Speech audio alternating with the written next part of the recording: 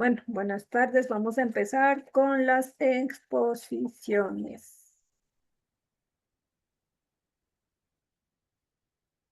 A ver, Anaí, Yasmín, Paul, decidan qué grupo. Tenemos 5 grupos. Que empiece el 3 Inge. Ya, grupo 3.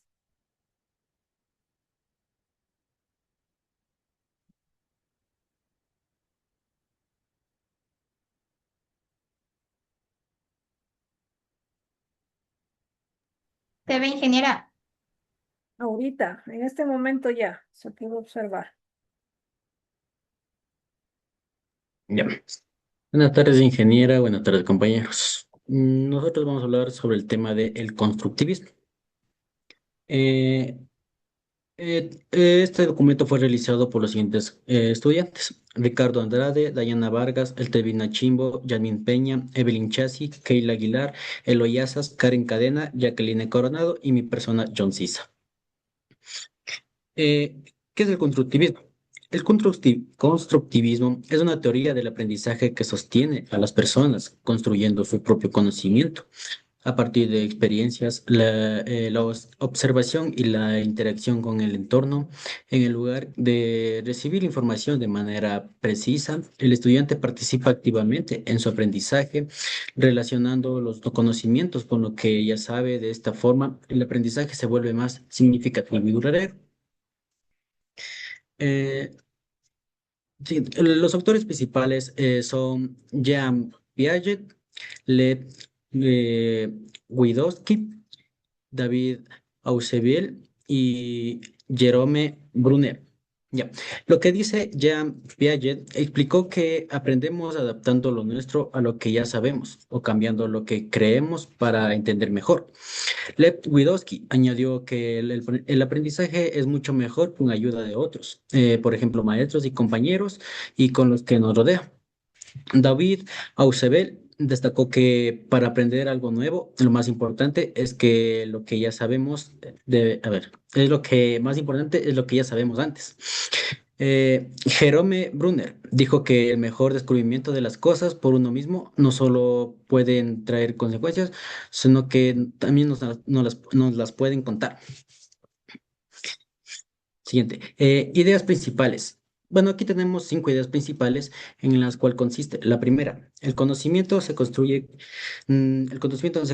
o sea, no se copia, se crea por cada persona. Dos, partimos de lo que ya sabemos. Lo nuevo se une a nuestras ideas principales. Tres, aprender a ser mejor y reflexionar. De esto entendemos que es mejor cuando participamos y resolvemos problemas y pensamos en lo que hacemos. Cuatro, el contexto importante. Lo que vivimos, nuestra cultura y las personas que nos rodean influyen mucho. Y cinco, el error es útil, sino que a veces nos equivocamos y no ayudamos a corregir y entender mejor. La importancia del constructivismo es importante porque ayuda a desarrollar estudiantes autónomos, capaces de analizar, reflexionar y resolver problemas de la vida cotidiana. Además, un aprendizaje más profundo, ya que los estudiantes comprenden lo que aprenden en un lugar memorizando únicamente información. También pueden ser fortaleciendo habilidades como la comunicación, la colaboración y la toma de decisiones. Lo siguiente, las características se basan en 7 puntos, que son el estudiante participa activamente, se promueve el pensamiento crítico y la creatividad, relaciona los conocimientos nuevos con los anteriores, se fomenta el trabajo colaborativo, se utiliza problemas y situaciones reales, se presentan diferentes ritmos de aprendizaje y se evalúa considerando tanto el proceso como el resultado. Ya, también tenemos los objetivos, que son 5. Y el primero dice que desarrolla estudiantes autónomos. El segundo, fomentar el razonamiento y la reflexión. El tercero, favorece el aprendizaje significativo. El cuarto, resolver problemas de la vida cotidiana. Y el quinto, promover la colaboración y la comunicación. Ya, en conclusión, el constructivismo es una de las teorías educativas más importantes de la actualidad. porque coloca al estudiante en el centro del proceso de aprendizaje. Al promover la participación activa, la investigación y la reflexión, permite que los estudiantes sean más significativos y útiles para aprender los desafíos y de la vida académica y cotidiana. Y Gracias. también tenemos una frase de Jean Piaget dice que el objetivo principal de la educación en en las escuelas debe ser la creación del hombre y de la mujer, que sean capaces de hacer cosas nuevas, no simplemente repitiendo lo que otras generaciones lo han hecho. Y esta sería nuestra exposición. Gracias. Gracias, John. Yasmín, ¿qué grupo sigue? Grupo 5. Grupo 5, por favor.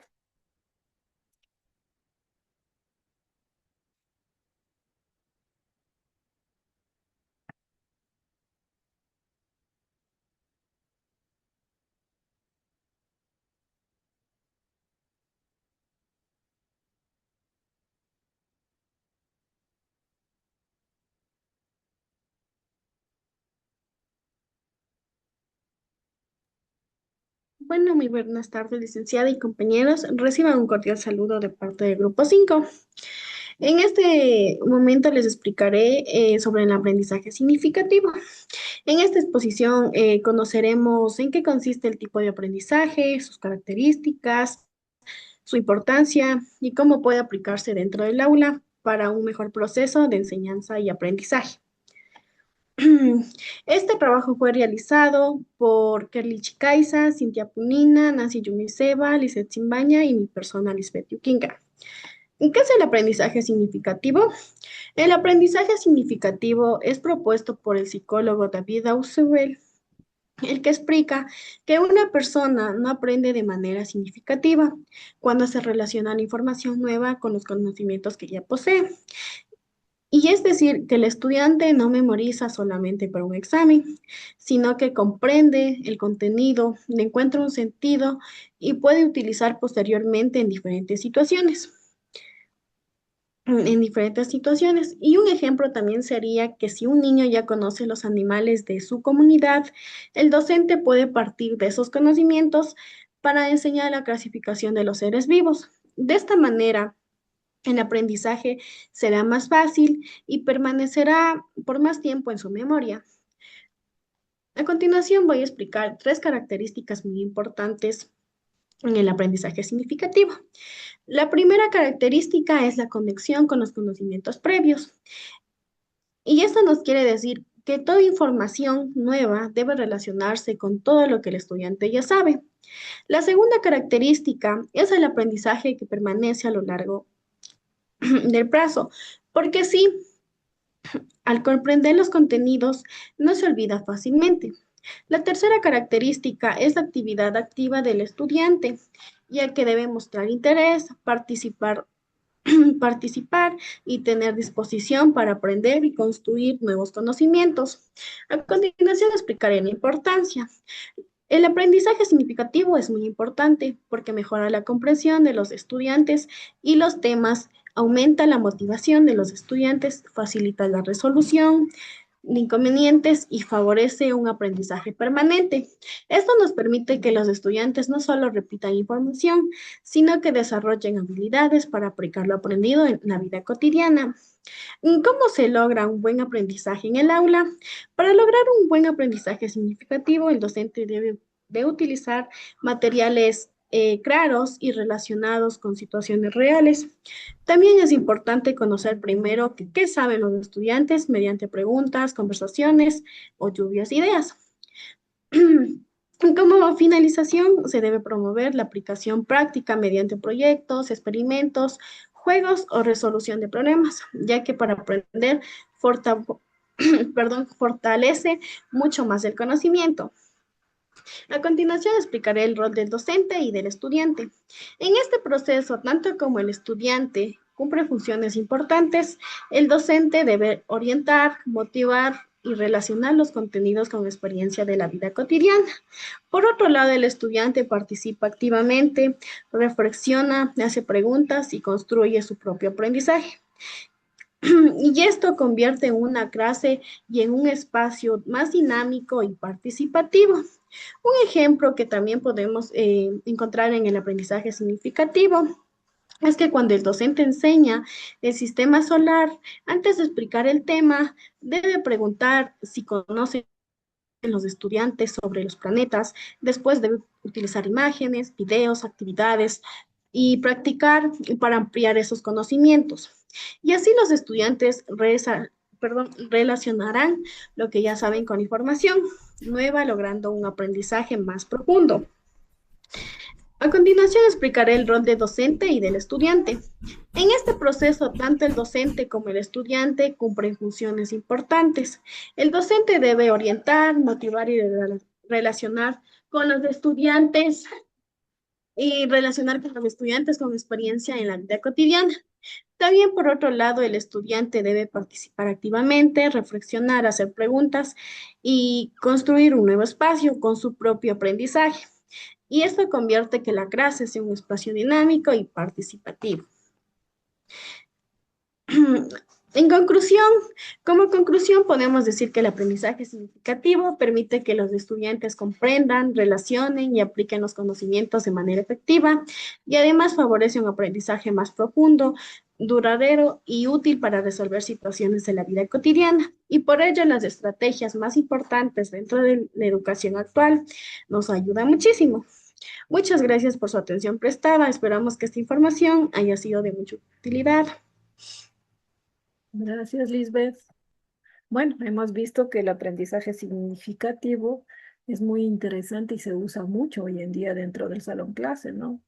Este aprendizaje significativo ocurre en el momento que nosotros relacionamos lo que ya sabemos con la nueva información para podernos enfrentar a un mundo nuevo, ¿no? Y el aprendizaje significativo es totalmente diferente a la memorización. En la memorización aprendemos en ese momento, memorizamos para un momento, para un examen, pero el aprendizaje significativo va a estar siempre dentro de nuestra memoria, ¿sí? Porque aprendemos haciendo y unimos lo que ya sabemos con los nuevos conocimientos. Gracias, grupo número 5, ¿no? Sí, gracias, grupo número 5. Vicente, ¿quién expone? ¿Qué grupo? El 12. 2, grupo 2. Licenciada, Sí, disculpe si me puede escuchar. ¿sí me puede qué? Escuchar. Un poquito nada más, no sé los demás, yo escucho súper bajo. ¿Ustedes? Etelvina Chimbo. Yo le escucho súper bajito. El Paul ha estado de Marruecos.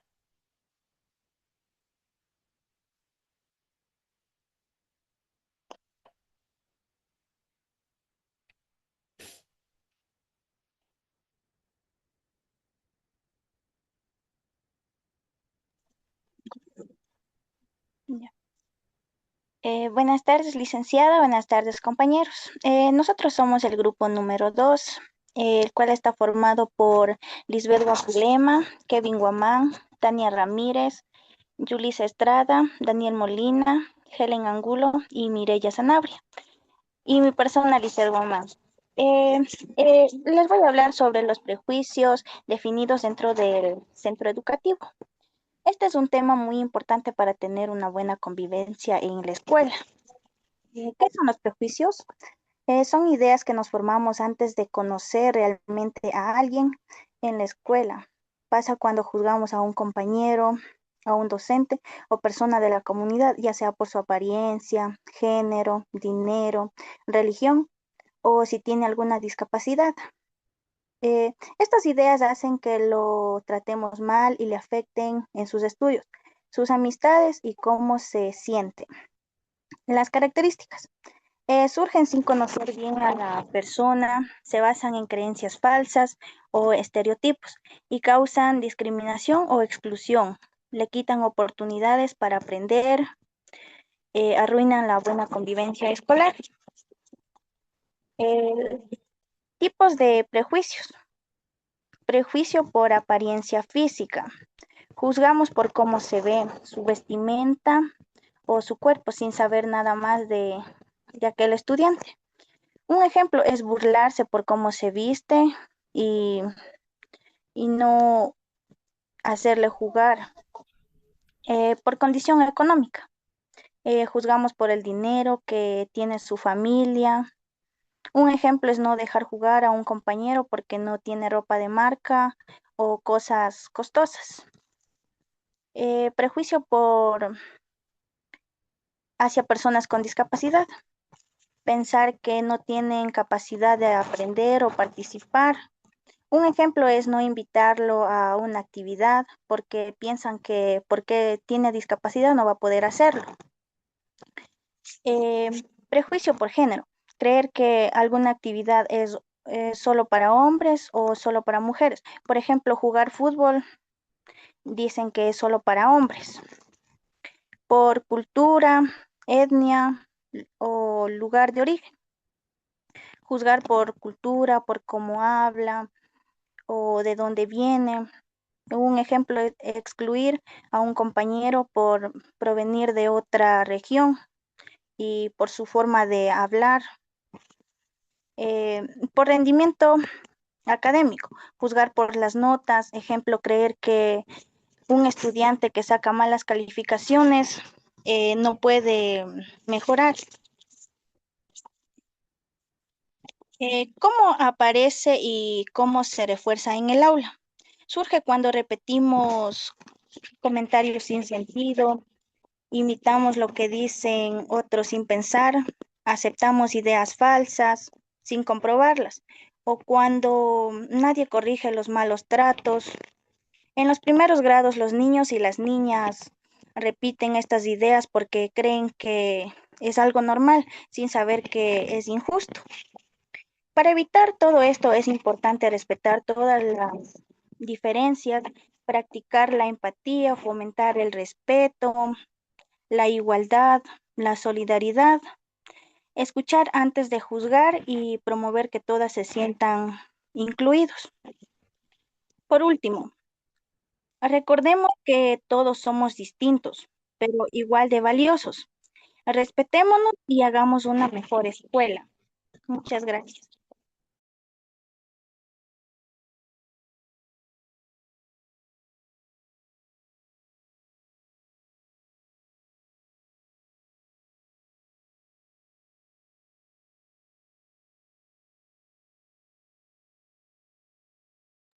Tiene apagado su micrófono, Inge. Gracias. Bueno, hemos visto ahora los prejuicios dentro del salón clase, que más o menos es parecido a los estereotipos. Como dijo y en la exposición nombró académicos, económicos, sociales, culturales, de género, por discapacidad también, ¿no? Son los prejuicios y que tenemos que los docentes romper todos estos prejuicios dentro del salón clase. Esto afecta mucho a la autoestima de todos los alumnos dentro de un salón clase. Baja el rendimiento también, baja el rendimiento, genera discriminación y bullying y provoca a los docentes tener una expectativa baja de ciertos alumnos. Entonces, ¿cómo podemos combatir estos prejuicios dentro del aula? Usando metodologías inclusivas en donde les hagan participar a cada uno de los estudiantes en forma general, planificar tareas o realizar dentro del salón clase tareas grupales. Los estudiantes no permitirles hacer ciertos chistes que están juzgando a otras personas, ¿sí? Y la institución promover campañas de respeto, de valores dentro de la institución y del alumno-alumno. Eso se podría decir sobre los estereotipos, sobre el tema que acabamos de ver ahorita, que era, si me recuerdan cómo era el tema, los prejuicios dentro del salón clase. Sí, más o menos es parecido a los estereotipos que nos vamos formando y que ya hablamos la clase anterior. Listo, gracias, grupo número 2. Paul, no, ya escogió Paul, Vicente y Yasmín. Anaí, ¿qué grupo? 4. 4, grupo 4.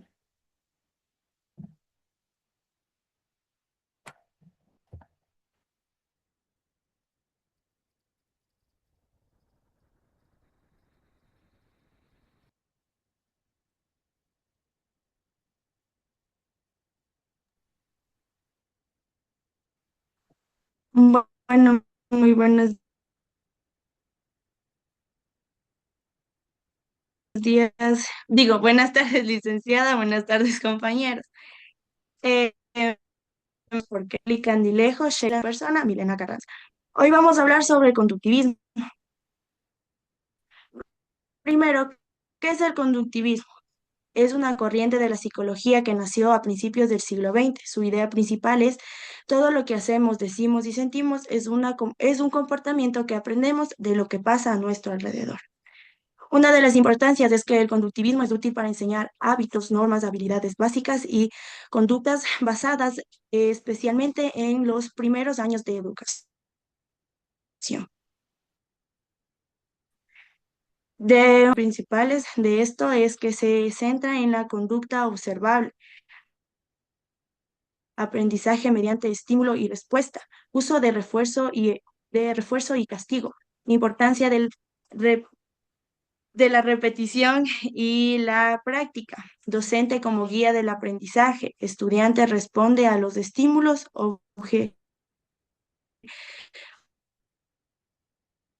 objetivos claros y mediables. ¿Cómo funciona?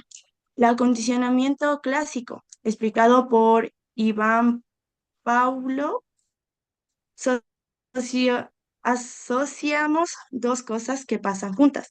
Condicionamiento operante explicado por Scheiner. Repetimos conductas si traen recompensas y dejamos de hacerlo si traen consecuencias.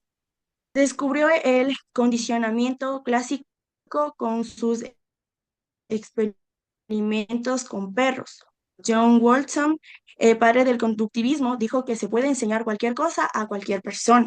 Edward Touquet explicó que se aprende por ensayo y error, y Inge, Scheiner perdón que te profundizó interrumpa. en premios y castigos.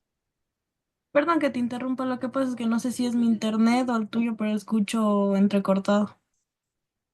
Es el de ella. Sí, es el de ella.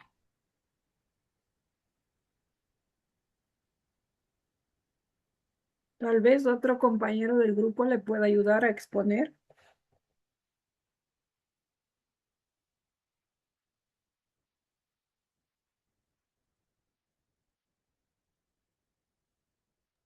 Sí, Inge, Alguien más del grupo 4. yo voy a exponer, Inge. No se le escucha, Kerly. Yo voy a ayudarle a exponer a mi compañera. No sé si mi internet se pueda escuchar bien el audio. Sí, Sí, sí, se te escucha bien, Carly.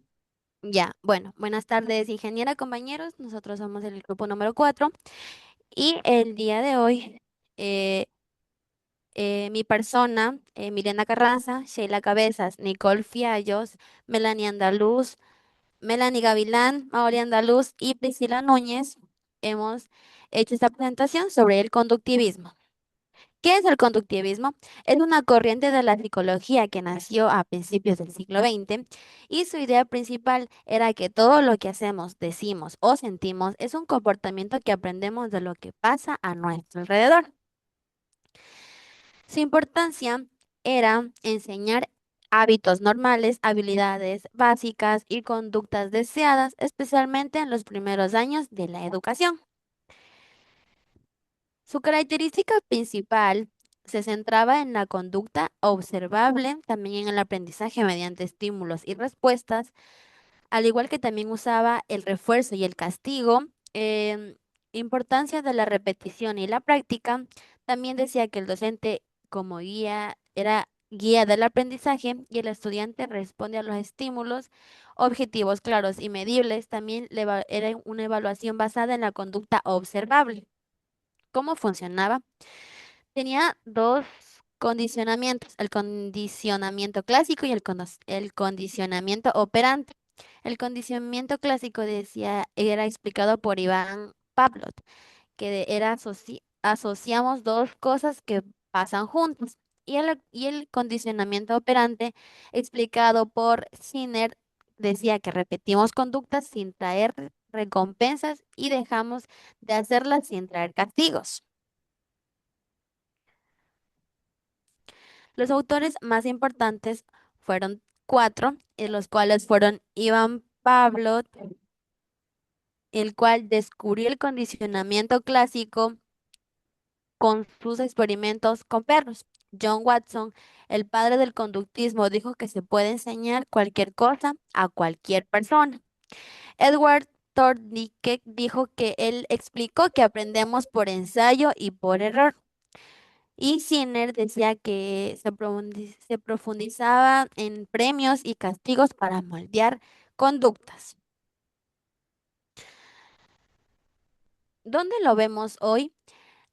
Esto lo vemos en la escuela, puntos por buena conducta, tareas para reforzar lo aprendido, felicitar y para hacer bien las cosas. También lo vemos en casa, ya que esto nos permite enseñar hábitos a niños y premiar al cumplir y hacer deberes.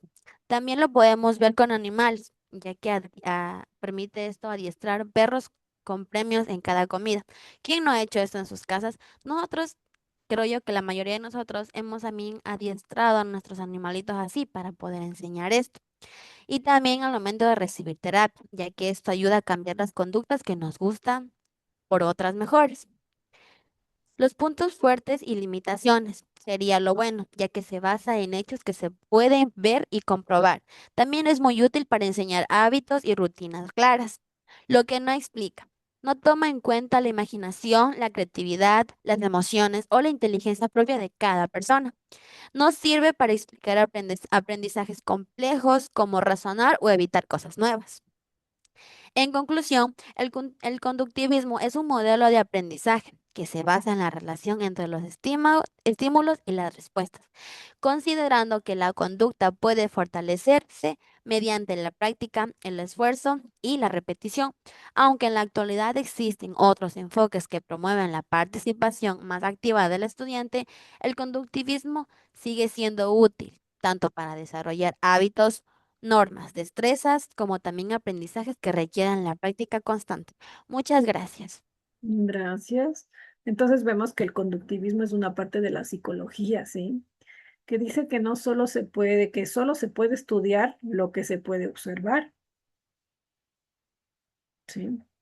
Para el conductivismo, aprender es cambiar la conducta, no le importa tanto qué piensa o cómo reflexiona o cómo analiza el estudiante, sino que está dentro de cómo responde a los estímulos. Y bueno, la señorita Candilejo hablaba mucho sobre cuando se estimula a los animales por hacer algo, se les da una galletita, se les da un premio. Entonces, más o menos así es el conductivismo y da el estímulo o una respuesta, el refuerzo o el castigo con los docentes. Si lo hace bien el alumno, bien, lo refuerza. Si no lo hace mal, el castigo. Entonces, autores claves sobre estos eran Watson, Iván, Falbón y hablaban mucho sobre el ejemplo que nos dio la señorita Candilejo, ¿no? Entonces, vemos que el conductivismo, como que no tenemos que involucrarnos mucho, ¿no? Pero sí es importante saber qué es el conductivismo. Vamos. Y ahora sería el grupo número 1, que me imagino que son Anaí, Vicente y le va a calificar Yasmín, ¿sí? Yasmín califica el grupo número 1. Yasmín califica el grupo 1.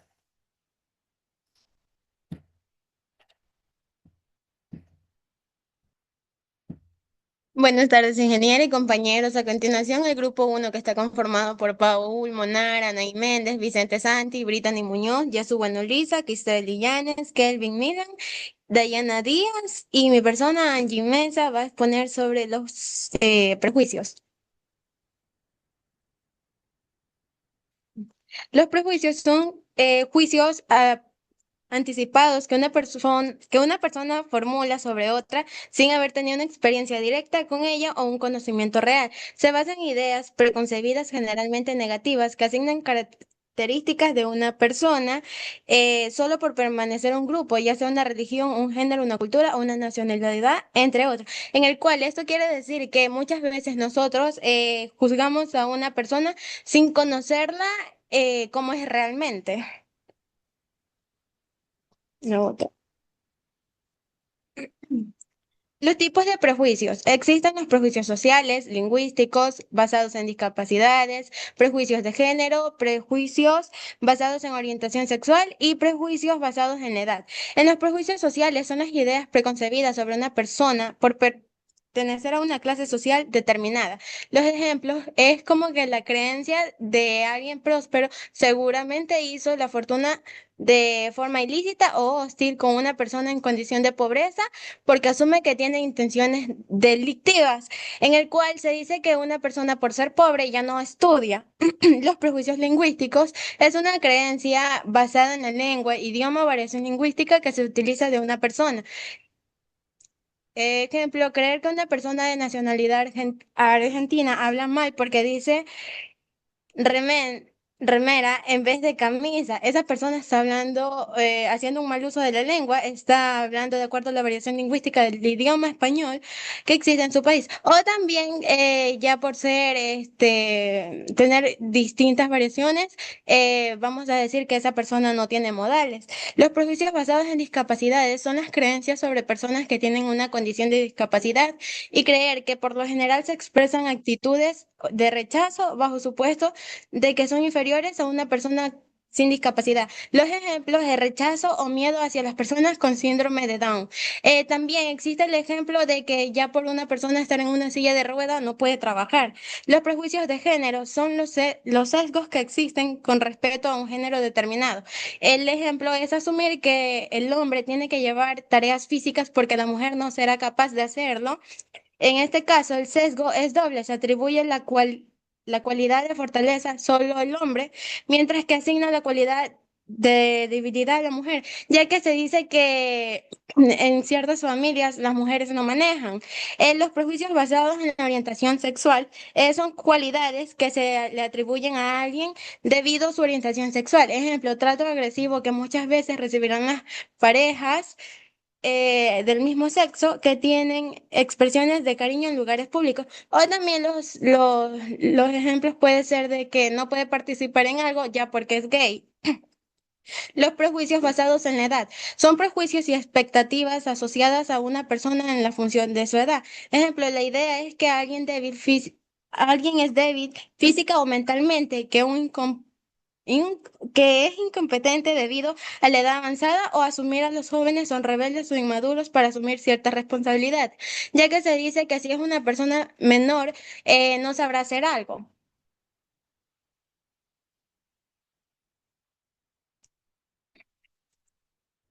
¿Qué forman los prejuicios? No surgen de la nada, son mecanismos que la mente usa para simplificar el mundo, pero se vuelven dañinos cuando se convierten en juicios cerrados.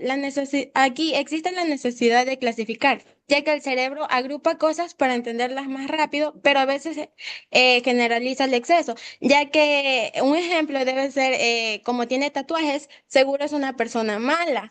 La herencia cultural es cuando repetimos ideas que escuchamos en casa, la televisión o en la sociedad sin cuestionarlas, ya que cuando dicen que en nuestra familia las mujeres no saben algo de mecánica y tipo así. La falta de contacto es cuando tenemos o juzgamos lo que no conocemos directamente. Es cuando no hemos conocido a una persona extranjera y decimos que toditos, o sea, si ya una persona extranjera es mala, pensamos que ya todos son así.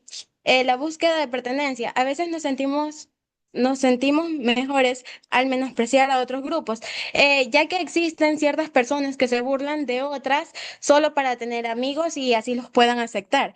La información errónea es cuando creemos rumores o datos falsos sin verificar. Es cuando creemos cosas que vemos, ya como ejemplo, cuando nuestros abuelitos ven cosas de la IA y ya piensan que eso es real. Las causas de los prejuicios. Aquí en las causas de los prejuicios existe la falta de información o conocimiento, ya que juzgamos a las personas sin conocer su realidad o sus características. Los estereotipos son creencias generalizadas sobre un grupo de personas que no siempre son verdaderas. La educación y entorno familiar son las ideas y actitudes aprendidas desde... ¿De verdad no me escuchan? Sí se escucha. Sí, sí, les Sí se escucha. Sí se escucha. Y se escucha. allá. Educación y entorno familiar es las ideas y actitudes aprendidas desde la infancia pueden influir en la formación de prejuicios, en la formación de prejuicios. La influencia de los medios de comunicación y las redes sociales es la difusión de información falsa o estereotipada que puede reforzar ideas negativas. El miedo a lo diferente es que algunas personas desconfían de quienes tienen las costumbres, culturas o formas de vida distintas. Las experiencias personales, una experiencia negativa con una persona puede llevar a generalizar esa idea hacia otro grupo. La presión social, el deseo de pertenecer a un grupo puede que una persona adopte prejuicios de los demás. Todo esto hace que muchas veces nosotros tengamos diferentes actitudes para encajar en la sociedad.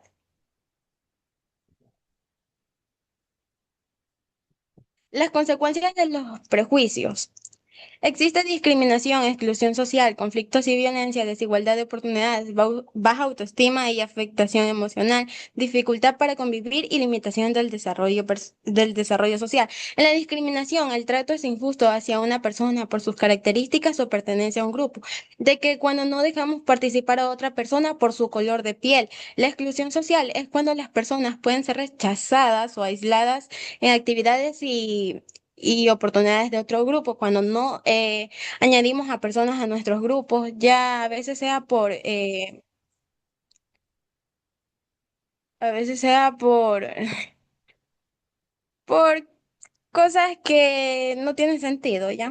Los conflictos y violencias, los prejuicios pueden generar discusiones, acoso o agresiones o enfrentamientos. Cuando se pelean, existen muchos prejuicios. La desigualdad de oportunidades, algunas personas tienen menos acceso a la educación o el empleo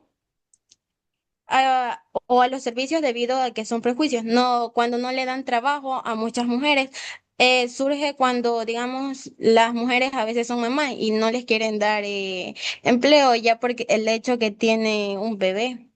La baja autoestima y afectación emocional. Quienes son víctimas de prejuicios pueden sentirse rechazados, inseguros o desmotivados.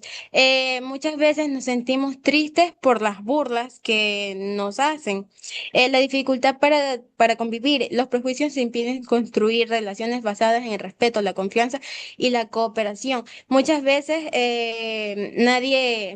o sea, existen grupos que excluyen a personas y entonces lo limitan a sentirse parte de ese grupo. La limitación del desarrollo social es una sociedad con muchos prejuicios, tiene más barreras para lograr la inclusión, la equidad y el respeto por la diversidad, en el cual aquí existen que hay estudiantes que no quieren estudiar por miedo a la discriminación.